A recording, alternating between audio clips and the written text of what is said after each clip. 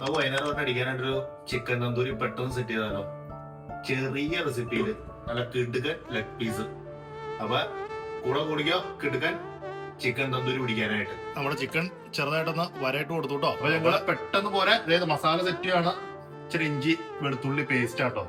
അടിക്കാതെ സമയം വരാം, നമ്മൾ പുറത്തുനിന്ന് മേടിച്ച സാധനമാണ്. പിന്നെ നമുക്ക് അര ടേബിൾ സ്പൂൺ ഒരു ടേബിൾ സ്പൂൺ കണക്കല്ല, നമ്മളൊരു കൈക്കണക്കാണ്. ഒന്നുവരെ പാറിയിട്ടുള്ള. ഓക്കെ, അപ്പൊ അത് തന്നെ ലാസ്റ്റ് കുറച്ച് യോഗട്ട്, തൈര്. നമ്മൾ ഏകദേശം 1/200 ചിക്കൻ ഉണ്ട് നമ്മളതില്. നമ്മൾ ചിക്കൻ ഒന്ന് കട്ട് പീസ് ചെയ്ത് തരണം കേട്ടോ, കാരണം ഫിഷിക്കാണല്ലോ പ്രവാസി ജീവിതമുണ്ടേ. അങ്ങനെ ഒന്ന് കട്ട് പീസ് ചെയ്ത് തരണം. ഓക്കെ, ആ തൈര് പാത്രം നമ്മൾ വടിച്ച് സെറ്റ് ചെയ്ത് തൈര് ഒഴിച്ച് അളവൊക്കെ എത്ര ആണെന്ന് വെച്ച് കഴിഞ്ഞാൽ കറക്റ്റ് നമുക്കറിയില്ല. ബട്ട് സാധനം സെറ്റായിരിക്കും, അത് നമുക്ക് 100% ഗ്യാരണ്ടിയാണ്. അത് പഴയ പഴമക്കാർ പറഞ്ഞ പോലെ കൈപ്പുണ്യം. മഞ്ഞപ്പൊടി, ഒരു ശകലം മഞ്ഞപ്പൊടി കുറച്ചിട്ടാൽ കേട്ടോ, ഒത്തിരി വേണ്ട. മഞ്ഞപ്പൊടി, കാശ്മീരി മുളക് പൊടി കേട്ടോ, കുറച്ച് കാശ്മീരി മുളക് പൊടി ഇച്ചിട്ടോ.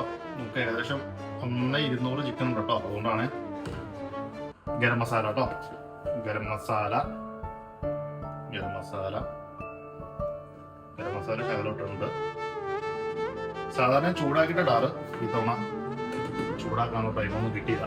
അതുകൊണ്ട് പടപടയെന്നുള്ള പരിപാടി ചെയ്തുകൊണ്ട് ഇത് ഫ്രൈ ആയിട്ടൊന്നുള്ള ഓർഡർ അടിക്കാൻ. അപ്പോൾ പിന്നെ പടപടയെ നമ്മൾ സെറ്റ് ചെയ്തു,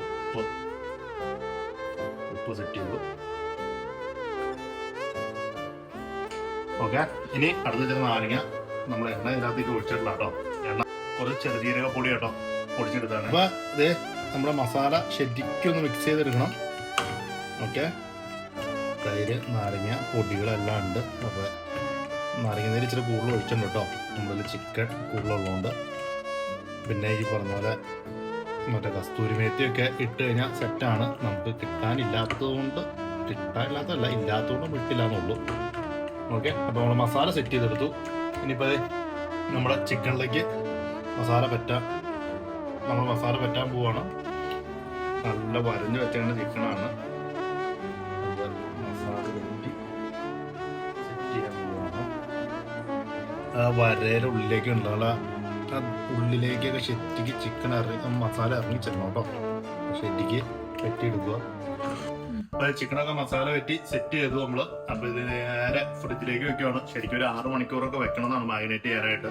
നമുക്ക് അതിനുള്ള ടൈമൊന്നുമില്ല, അതുകൊണ്ട് നമ്മൾ ഏകദേശം 1/2 മണിക്കൂറൊക്കെ മാക്സിമം വെക്കുള്ളൂ. ഓക്കെ, കാരണം നമ്മുടെ പരിപാടികളൊന്നും പ്ലാൻഡ് അല്ലോ. സോ എന്താ ചെയ്യണമെന്ന് അടിക്കേണ്ട മക്കളെ.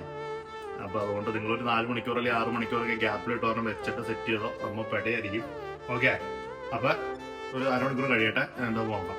അപ്പൊ നമ്മള് ഓവനിലെ പയ്യെ വെക്കാൻ പോവാണ്. അപ്പൊ ജസ്റ്റ് ഒരു ബട്ടറോ എണ്ണയെല്ലാം വെച്ചിട്ട് നൈസായിട്ട് ഒരു സൈഡ് ഒന്ന് ബ്രഷ് ചെയ്ത് കൊടുക്കുക. ഒത്തിരി അല്ല, നൈസായിട്ട്. കാരണം നമുക്ക് ചിക്കൻ അതിനകത്ത് പിടിക്കാതിരിക്കാൻ വേണ്ടിയിട്ട് മാത്രം കേട്ടോ. ഒത്തിരി നമ്മൾ ഓയിലൊന്നും യൂസ് ചെയ്തിട്ടില്ല. ഓക്കെ, 2 പീസ് വെച്ച് കൊടുത്തിട്ടുണ്ട്. പിന്നെ ഇതിനകത്ത് ചിക്കൻ വെക്കുമ്പോൾ ശ്രദ്ധിക്കേണ്ട ഒരു കേസ് എന്ന് പറഞ്ഞു കഴിഞ്ഞാൽ ടൈറ്റ് ചെയ്ത് വെക്കരുത്. ഒരു ഗ്യാപ്പ് ഇടണം. അതിൻ്റെ അകത്ത് എയർ കയറി വരണല്ലോ, എയർ ഫ്രയറിൽ നിന്ന് കയറി വരുമ്പോൾ. ഞാനാദ്യം ഓവൻ എന്ന് പറഞ്ഞാൽ അങ്ങനെയല്ല, എയർ ഫ്രയർ മാറിപ്പോയതാണ്. ഓവനിൽ ഇരിക്കുന്ന സാധനം കേട്ടോ, നമ്മൾ ചൂടാക്കുന്ന സാധനം. അപ്പോൾ ജസ്റ്റ് നമ്മൾ സെറ്റ് ചെയ്യാൻ പോവാണ്. കഥ പറഞ്ഞ സമയങ്ങളെയുള്ള.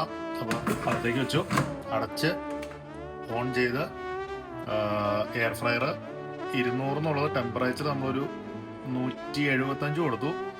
ടൈം ഒരു 16 മിനിറ്റ്.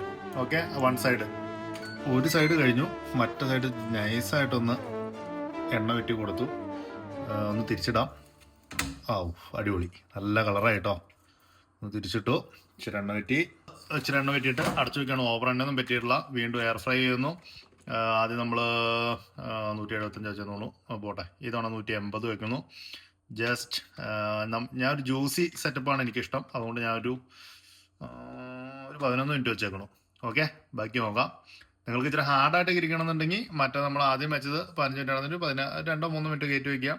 വേണമെങ്കിൽ ഒരു 5 ഡിഗ്രി കൂട്ടി വെച്ചു ടെമ്പറേച്ചർ. ഓക്കെ, നല്ല തന്തൂരി ചിക്കൻ ഉണ്ടാക്കിയിട്ട് ചോറിന്റെ കൂട്ടത്തിൽ എങ്ങനെയാ കഴിക്കണേ. ഇപ്പൊ 2 പൊറോട്ട സെറ്റ് ചെയ്യാന്ന് വിചാരിച്ചു. ഇപ്പൊ 2 പൊറോട്ട, ഫ്രോസൺ പൊറോട്ട ഉണ്ടായിരുന്നു, അത് സെറ്റ് ചെയ്തു. ഇപ്പൊ ഞങ്ങളുടെ ചിക്കൻ തന്തൂരി മാത്രം ഉണ്ടാക്കിയുള്ളൂ, ചാറുണ്ടായില്ല. അപ്പൊ ഇച്ചിരി സാമ്പാറുണ്ട്. നമ്മുടെ പഴയ പൊറോട്ടയും സാമ്പാറും ഒന്ന് ഓർമ്മിപ്പിക്കാൻ വേണ്ടിയിട്ട് മാത്രം കേട്ടോ. ശകലം ചാറൊഴിച്ചു. നമ്മുടെ തന്തൂരി പൊറോട്ട, ശകലം സാമ്പാറും തന്തൂരി ചിക്കനോടെ ടേസ്റ്റ് ചെയ്ത് നോക്കാം. ജെനുവിൻ അഭിപ്രായം കേട്ടോ. മോശമാണെങ്കിൽ മോശം, നല്ലതാണ് നല്ലത്. അടിപൊളി പൊറോട്ട. നമ്മൾ ഫ്രോസൺ മേടിച്ചാണ്, പക്ഷെ പെട്ടെന്ന് തന്നെ നമുക്ക് സിമ്പിളായിട്ട് നമുക്ക് നാട്ടിൽ കിട്ടണമെന്ന് നല്ല സോഫ്റ്റ് ആയിട്ട് ഉണ്ടാക്കണ ഒരു സ്കീമുണ്ട്. ഞാനത് റീൽസിൽ വേറെ ചേച്ചി പറഞ്ഞ കണ്ടാണ്. അതുകൊണ്ട് നമ്മൾ അടുത്ത തവണ നമ്മൾ സെറ്റ് ചെയ്ത് തന്നെ ആയിരിക്കും അടുത്ത കറിയുടെ കൂടെ. ഇനി സാമ്പാറില്ലാതെ തന്തൂരി ചിക്കൻ ഒന്ന് കഴിച്ചോട്ടെ കേട്ടോ.